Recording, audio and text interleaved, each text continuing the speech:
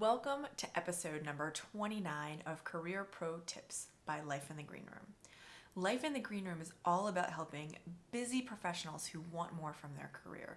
We offer tool-based, action-oriented plans that allow you to take the ownership and start driving your career in the direction that you choose.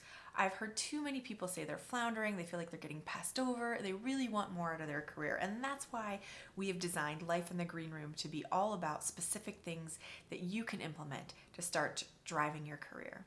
Career Pro Tips is a weekly video series where we dive into a specific topic and we give tactics and strategies that you can apply right away, especially if this is something that you are really grappling with at the time.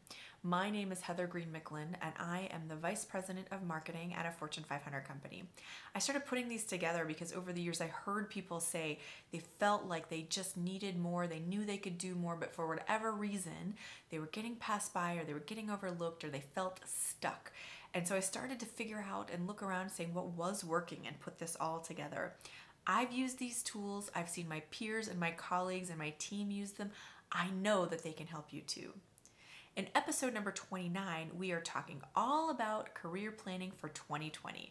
It's almost the beginning of the new year. It's almost the start of a new decade. It is the perfect time to put together your plan for your career. A ton of people use this time to really assess their life, and they talk about their health goals, their family goals, and I am here for all of it. I love all aspects of personal development. I would just like to put in there the professional side too. I think your career deserves just as much attention and planning as the rest of your life. You spend so much time and energy and effort there. Why not be intentional about where you're going and what you're learning and what you'd like to do to make it the best career that you can? And that's everything that we're going to talk about here today. So I would encourage all of you, in fact, challenge all of you to come up with a plan for 2020. A lot of people at this time of year have some time off. Hopefully you can snag 15 or 30 minutes of quiet time and really be reflective on your career. If you want to reflect on 2019, see the previous episode number 28 where I talk about questions to reflect on that year. But in this episode, I'm going to talk about how to plan for 2020 and beyond.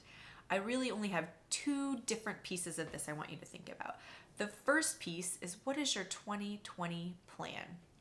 So get really specific. What do you want to learn? What projects do you want to tackle? What do you need to get over the goal line? Do you need to volunteer to be a part of something that you haven't been engaged with before? Like, what do you specifically want to get done in 2020? You may have a review process, and if you do, that's great. Take a moment to think about that. Is that a combination of the execution of projects that you need to get done and what you need to grow professionally? If so, you can cruise right on to the next section. But if your review and your goal strategy process at work is really only focused on the execution thing, the execution side, and the tactical piece and the things that align with the company's goals, great. That's a perfect place to start. I think you should supplement that with things that are really geared towards what you want to learn, how you want to develop yourself. And so take some time to jot that all down. 2020 is the first piece of the exercise. But your longer career term plan is the second piece, which is a little bit tougher. I really want you to think about, what is your career goals for the next 3 to 5 years? I know people hate that question. They think it's the worst. They don't ever want to be asked on an interview. They don't ever want to think about it. I hear excuses like, I have no idea what I want to be when I grow up, so I may as well not even start this exercise. I think that's baloney. I think that you need to push yourself to think through what you would like to do in the next 3 to 5 years and beyond so you can start the foundation blocks right now.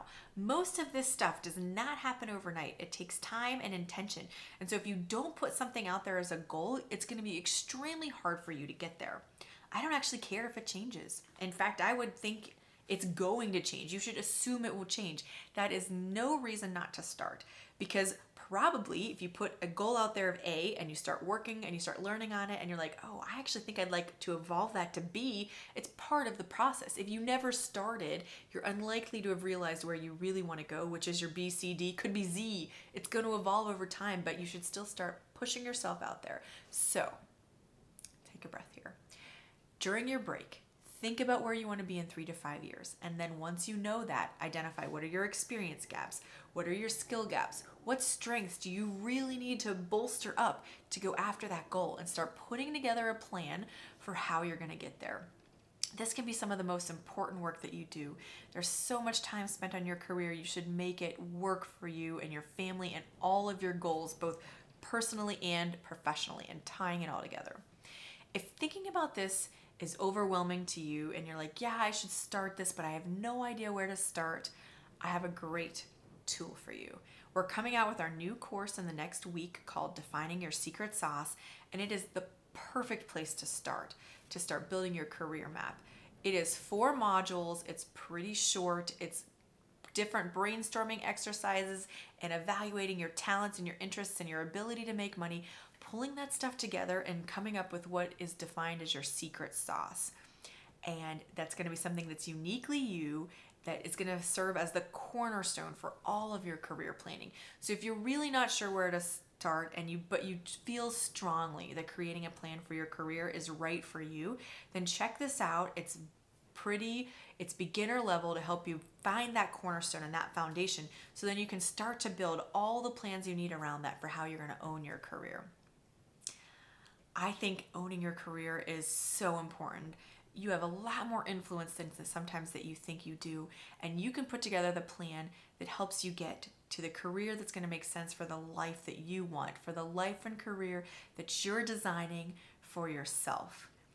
I hope you take this opportunity and put that work in place and set yourself up for success in 2020 and beyond. And you don't just take a break and then go straight back into the craziness that ends up being your life come January, by the 3rd.